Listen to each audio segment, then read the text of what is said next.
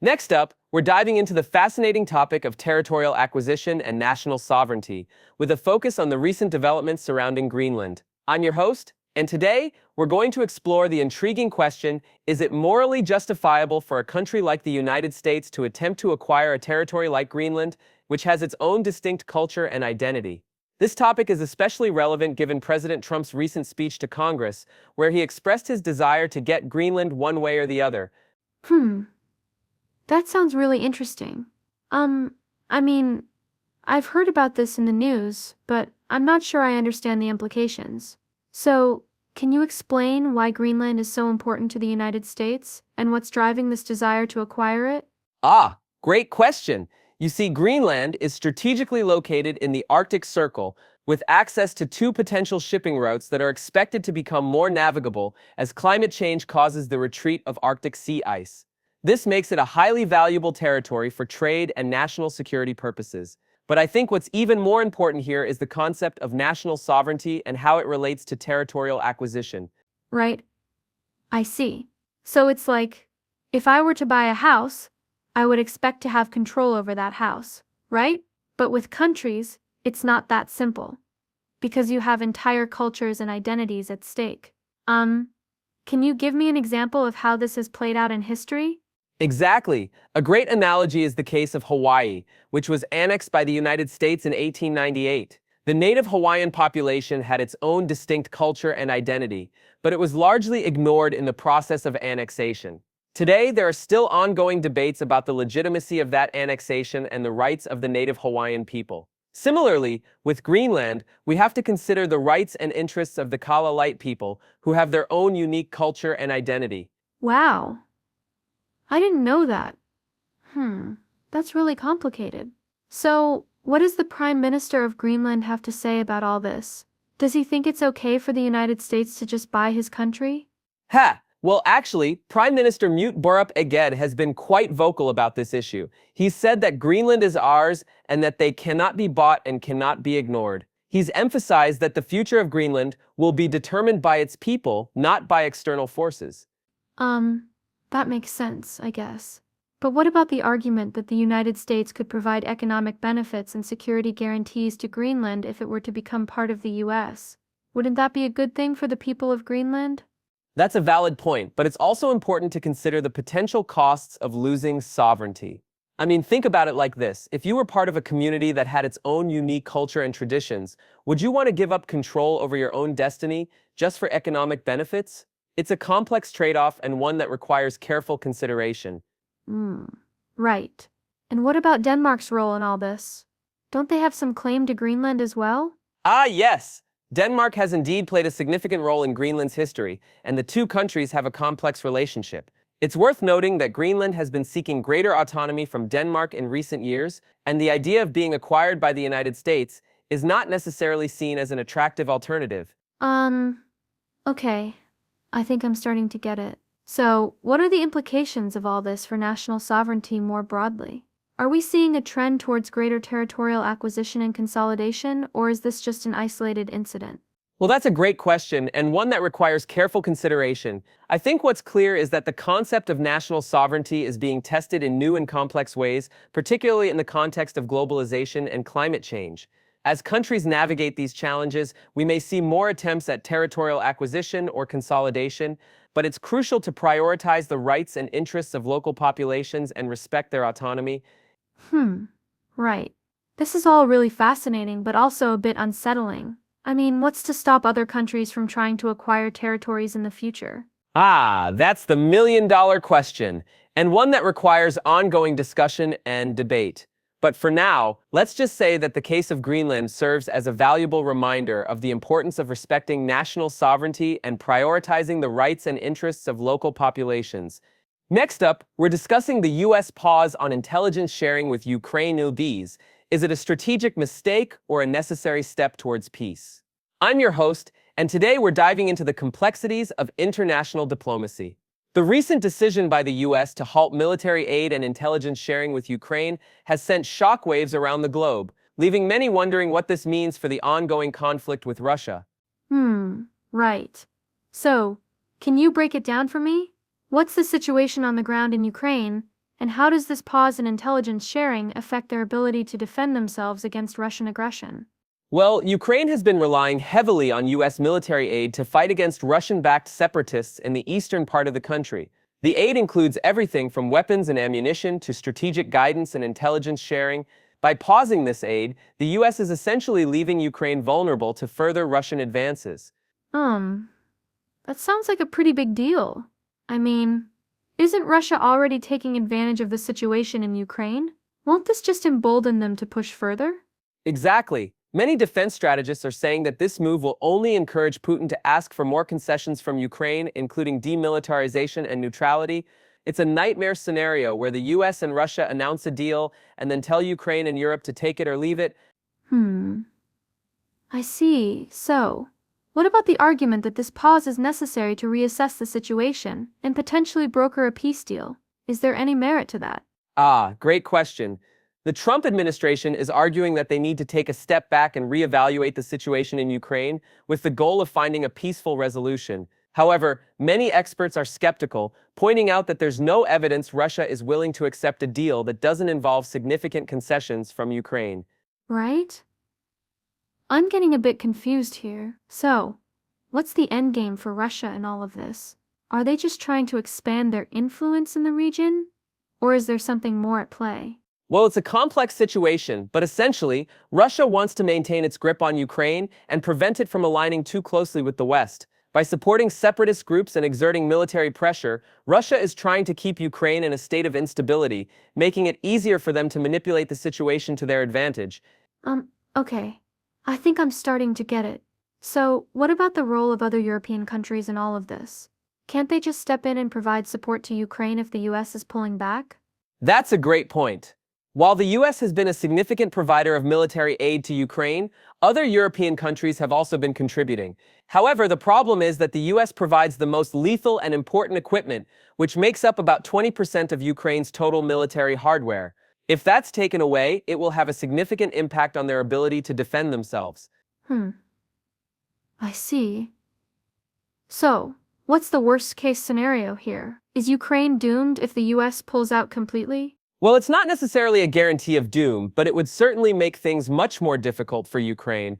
They've already experienced an aid cutoff last year, and while they were able to adapt, the cumulative effect of repeated cuts could be devastating.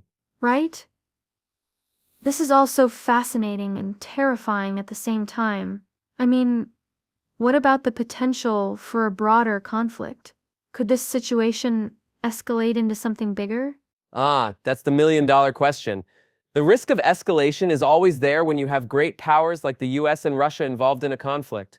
If things were to spiral out of control, it could potentially draw in other countries and lead to a much larger conflict. Wow. I didn't realize how complex this situation was. I mean, what can be done to prevent that from happening? Well, that's the big question.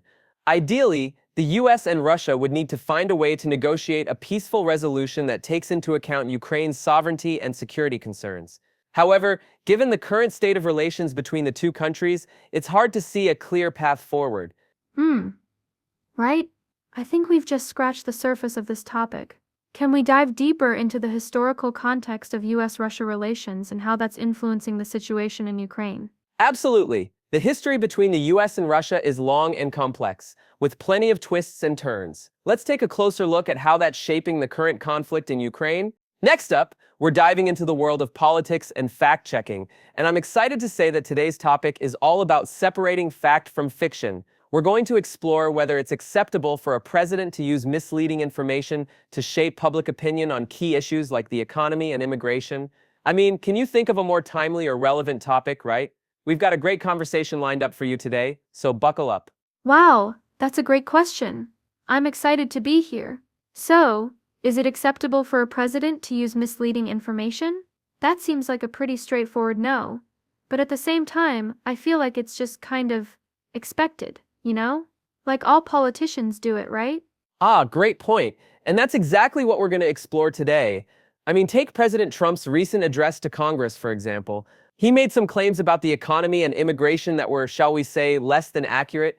Like, he said he inherited an economic catastrophe from Biden, but in reality, the US economy was growing at a rate of 2.3% in the final quarter of 2024. That's interesting.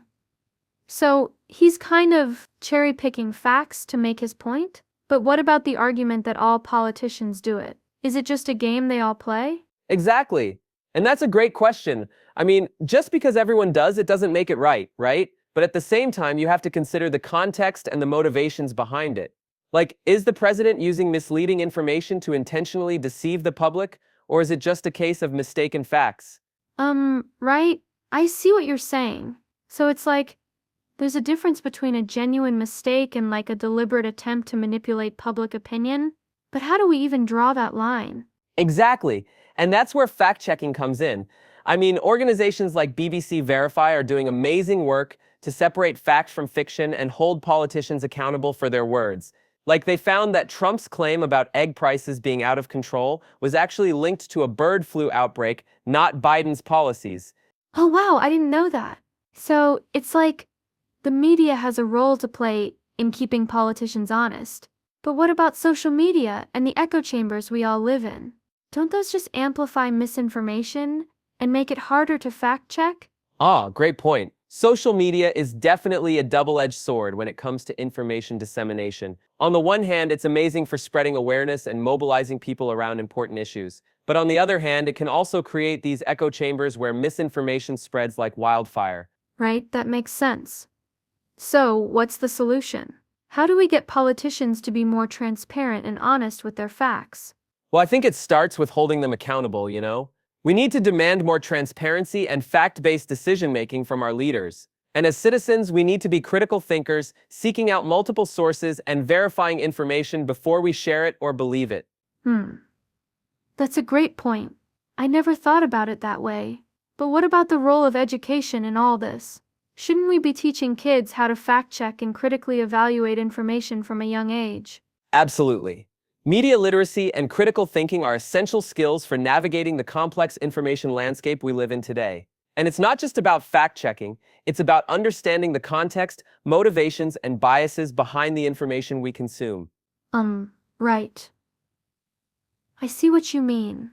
So it's like a combination of holding politicians accountable, being critical thinkers ourselves, and educating the next generation to be savvy consumers of information. Exactly.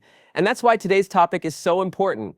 We need to have these conversations and create a culture of transparency, accountability, and fact-based decision-making. So let's keep exploring this topic and see where it takes us. Sounds good to me.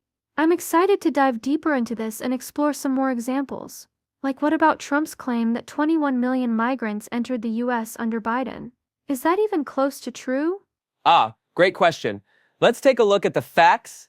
Next up, we have a topic that's been making waves in the world of politics, Mayans fact-checking Trump's address to Congress. I'm your host, and today we're diving into the exciting world of political claims and counterclaims. We're going to tackle the Department of Government Efficiency's claim of finding hundreds of billions of dollars of fraud in federal government spending. This is a topic that's been on everyone's mind lately, and I'm excited to break it down with my co-host. Yeah, I've heard about this, but I'm not entirely sure what to make of it. So, can you explain, like, what exactly the Department of Government Efficiency is, and how they came up with this number? Ah, great question. The Department of Government Efficiency, or DOGE for short, is an advisory body set up by the Trump administration to, well, streamline government spending. They claim to have found hundreds of billions of dollars of fraud in federal government spending, which is a pretty bold statement.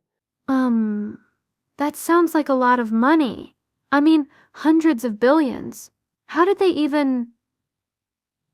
come up with that figure? Right, so according to DOGE's official website, they've saved an estimated $105 billion from fraud detection, contract and grant cancellations, real estate lease terminations, asset sales, workforce reductions, programmatic changes, and regulatory savings. But here's the thing, they haven't provided any evidence for this figure, and independent verification is impossible at this point. Wait, what? They just say they've saved $105 billion. But there's no proof? That sounds kind of fishy to me. I mean, can you just make up a number and expect people to believe it? Exactly. And it gets even more interesting. The $105 billion figure is not even broken down into specific categories, so we don't know how much of that is actually from fraud detection versus, say, contract cancellations. And when you look at the receipts they've published on their website, the actual savings add up to around $18.6 billion. Okay. So let me get this straight. They claim to have found hundreds of billions of dollars in fraud, but the actual number they can prove is more like $18 billion? That's a huge difference. What about the rest of the money? Right, and that's where things get murky. Doge says they've saved an additional $86 billion, but we have no idea how they came up with that figure or what it's based on. It's like they're asking us to just take their word for it. I don't know. This whole thing sounds really suspicious to me. I mean, if they're trying to cut costs and reduce government spending, why not just be transparent about where the money is going and how much they're actually saving? Why make up some huge number that they can't even back up? Exactly. And it's not just the lack of transparency. There are also some pretty egregious errors in their accounting. For example, they initially claimed to have saved $8 billion by scrapping an immigration agency contract, but it turned out to be only $8 million. What? That's a huge mistake. I mean, $8 billion versus $8 million. That's like 1,000 times difference. How do you even make a mistake like that? Yeah, it's pretty astonishing, and it makes you wonder what else they might be getting wrong. I mean, if they're willing to fudge the numbers on something as simple as a contract cancellation, what does that say about their overall approach to fact-finding and transparency? Right. This is all really interesting. But can we talk about the bigger picture here? Like, what does this say about the state of government spending and accountability in general? Absolutely. I think this whole controversy highlights a much larger issue, the need for greater transparency and accountability in government spending. If we're going to make informed decisions about how our tax dollars are being used, we need to have accurate information and clear explanations. Yeah. And it's not just about the money, either. I mean, think about all the people who are affected by these decisions. The people who work for the government. The people who rely on government services. If we can't trust the numbers, how can we trust the system as a whole? Next up, we're discussing the implications of the deepening partisan divide in U.S. politics, and I'm calling this episode Fractured Democracy, Can America Heal? We're going to dive into the recent Democratic pushback against Trump's speech, including the use of pink pantsuits and signs reading "This is a lie," and what it means for the future of American democracy. I'm still trying to wrap my head around this. The image of those pink pantsuits is really sticking with me. What was the message they were trying to convey with that? Well, the pink pantsuits were a form of protest, a way for Democratic women to visually express their disagreement with Trump's policies and rhetoric. It's a clever tactic, really, as it allows them to make a statement without disrupting the proceedings. Right. I see. So it's like a non-verbal way of saying we disagree. But what about the signs that said, "This is a lie"? Were they, fact-checking Trump's speech in real time or something? Exactly. The signs were a way of fact-checking and pushing back against what they saw as misleading or false claims made by Trump. It's an interesting dynamic as it highlights the tension between the two parties and the difficulty in finding common ground. That makes sense, I guess. But, how does this kind of behavior, the pushback, the protests, affect the overall functioning of democracy? Does it, help or hinder the democratic process? That's a great question. While protest and dissent are essential components of a healthy democracy, the current level of polarization and partisan rancor can be damaging to the system as a whole. When both sides are so entrenched in their positions, it becomes difficult to find common ground and pass legislation that benefits the country as a whole. I'm not sure I agree. I mean, isn't it good that people are, passionate about politics and willing to stand up for what they believe in? Doesn't that show that democracy is working? Passion is definitely important, but when it tips into polarization and gridlock, that's when problems arise. Think of it like a car engine. If the engine is running too hot, it can seize up and stop functioning altogether. In the same way, if the political system becomes too polarized, it can become difficult to get anything done. Right. I see what you mean. So, how can we, cool down the engine and get things moving again? Are there any, potential solutions to this problem? Well, one approach could be to focus on issues that transcend party lines, like infrastructure or education reform. By working together on these kinds of issues, lawmakers can build trust and develop a sense of cooperation that can help to bridge the divide. That makes sense. And what about, voter engagement and education? If people are more informed about the issues and more invested in the democratic process, won't that help to reduce polarization? Absolutely. When citizens are engaged and informed, they're better equipped to evaluate evidence and make informed decisions. This can help to reduce the influence of partisan rhetoric and promote a more nuanced understanding of the issues. Okay. I think I'm starting to see. So it's like we need to, create a more informed and engaged citizenry, and then maybe we can start to heal some of these divisions. Exactly. By promoting civic education, encouraging critical thinking, and fostering a culture of respect and open-mindedness, we can help to create an environment in which democracy can thrive. That sounds like a, pretty daunting task. But I guess it's worth a shot, right? I mean, what's the alternative? Just giving up on democracy altogether. No, definitely not. Democracy is worth fighting for, and with effort and dedication, we can overcome these challenges and build a more perfect union. I like that phrase. A more perfect union. It's, really inspiring. But, how do we get from here to there? What are the concrete steps we need to take? Well, that's a topic for another episode, but suffice it to say that it will require a sustained effort from all of us as citizens to engage with the democratic process, to listen to opposing viewpoints, and to work towards common goals. Right. Got it. And finally, what's the, ultimate goal here? Are we talking about, some kind of utopian vision of democracy? Or is it more like we just want to, avoid complete chaos and destruction? That's a great question. I think the ultimate goal is to create a system that is truly representative of the people, where every voice is heard and every perspective is valued. It's not about achieving some kind of utopia, but about creating a democracy that is robust, resilient, and just. Okay. I think I can get behind that. Thanks for, explaining all this to me. It's been really helpful to get my head around this issue. Next up, we're discussing the highly debated topic of tariffs and their impact on the economy, which I like to call the tariff tussle. Does protectionism pay off? Today, we'll dive into the world of international trade and explore whether tariffs are a viable tool for achieving economic growth or if they ultimately harm American businesses and consumers. I mean, who doesn't love a good debate about tariffs, right? It's like the ultimate game of economic chess. That's a great question. I've always wondered about this.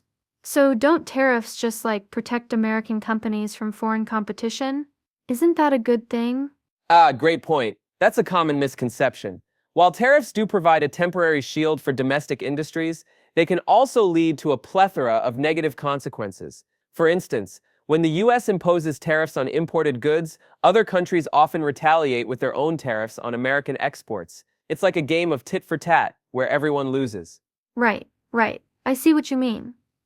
So it's like a trade war, but didn't President Trump use tariffs during his presidency and claim that they were successful? Exactly. President Trump did indeed use tariffs as a key component of his economic strategy, particularly with regards to China.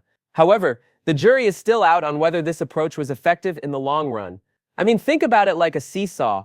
When you impose tariffs, you're essentially putting your finger on one side of the seesaw, but the other side is going to come crashing down eventually. That's a great analogy. What about the argument that tariffs can help reduce trade deficits? Doesn't that make sense? Well, not exactly. While tariffs may reduce imports and thus decrease the trade deficit in the short term, they can also lead to higher prices for consumers and decreased economic efficiency. It's like trying to hold water in your hands. It might work for a second, but eventually, it's all going to slip right through. Okay. Got it. So, what about the example of the tariffs imposed on steel and aluminum imports during Trump's presidency? Didn't that help American steel companies? Great example. Actually, studies have shown that those tariffs had a mixed impact. While they did provide some temporary benefits to domestic steel producers, they also led to higher costs for downstream industries like construction and manufacturing. It's like throwing a stone into a pond. You might get a nice ripple effect at first, but eventually, the water is going to calm down and you'll be left with nothing. Wow. I never thought about it that way. What about the role of international trade agreements in all this? Can't they help mitigate the negative effects of tariffs? Absolutely. International trade agreements like NAFTA, the EU-US trade agreement, and the TPP can provide a framework for countries to negotiate tariff reductions and establish rules-based trade. It's like having a referee in a game, someone who can make sure everyone is playing by the same rules. That makes sense, right? So it's all about finding a balance between protecting domestic industries and promoting free trade? Exactly. The key is to strike a delicate balance between protecting American businesses and consumers while also promoting international cooperation and trade. It's like walking a tightrope. You need to be careful not to lean too far one way or the other. I think I'm starting to get it. But what about the argument that tariffs can be used as a tool for negotiating better trade deals? Great point. Tariffs can indeed be used as a bargaining chip in trade negotiations. However, this approach can be risky and may ultimately backfire if other countries retaliate or refuse to negotiate. It's like playing a game of chicken. You need to be careful not to crash and burn. Right. I see what you mean. This is all so complicated. Can you give me an example of how tariffs have been used effectively in the past? Well, one example that comes to mind is the use of tariffs by the US during the Reagan administration to negotiate a voluntary export restraint with Japan on automobiles. It was like a clever game of chess. We made our move and Japan responded in kind. I'm intrigued. What about the current situation with China? Do you think tariffs have been effective in addressing trade imbalances? Great question. The US-China trade war has been a complex and multifaceted issue. While tariffs may have prompted China to make some concessions, they've also led to significant economic costs for both countries. It's like trying to navigate a minefield. You need to be careful not to step on the wrong toe. I think I'm starting to understand. Right. So it's all about finding a nuanced approach that takes into account multiple factors and stakeholders? Exactly. The use of tariffs is just one tool in the toolkit of trade policy. An effective approach requires careful consideration of the potential consequences and a willingness to adapt to changing circumstances. It's like being a master chef. You need to know when to add a pinch of this and a dash of that to get the perfect recipe. I never thought about it that way. What about the role of Congress in all this? Can't they just pass laws to regulate tariffs? Great point. Congress does play a crucial role in shaping trade policy, including the use of tariffs. However, the process can be complex and contentious, with different interests and ideologies at play. It's like trying to herd cats. You need to get everyone on the same page before you can make any progress. Right. I see what you mean. This is all so fascinating. Can you tell me more about the history of tariffs in the US? How have they been used in the past? Well, that's a great topic for another time, but suffice it to say that tariffs have been a part of American trade policy since the founding of the country. It's like looking at an old family photo album. You can see how things have changed over time, but some things remain the same. I'd love to learn more about that. Maybe we can do a follow-up episode on the history of tariffs? Absolutely. I think that's a great idea. We can explore the fascinating story of how tariffs have shaped American trade policy over the centuries. It's like going on a treasure hunt. You never know what interesting tidbits you'll discover along the way. Sounds like a plan. Right. So to summarize, tariffs are a complex and multifaceted tool that can be used effectively in certain circumstances, but also have significant risks and drawbacks. Exactly. That's a great summary. The key is to approach trade policy with nuance and careful consideration of the potential consequences. It's like being a master builder. You need to make sure you're using the right tools for the job. I think I'm starting to get it. Thanks for explaining all this to me. You're a great teacher. Thank you. I'm glad I could help clarify things for you. It's always a pleasure to explore complex topics like tariffs and trade policy. Yeah, Right. So what's next? Are we going to talk about something else? Well, that's a great question. How about we take a break and come back with another fascinating topic? Maybe something about the latest developments in artificial intelligence or space exploration? Sounds like a plan. I'm excited to see what's next.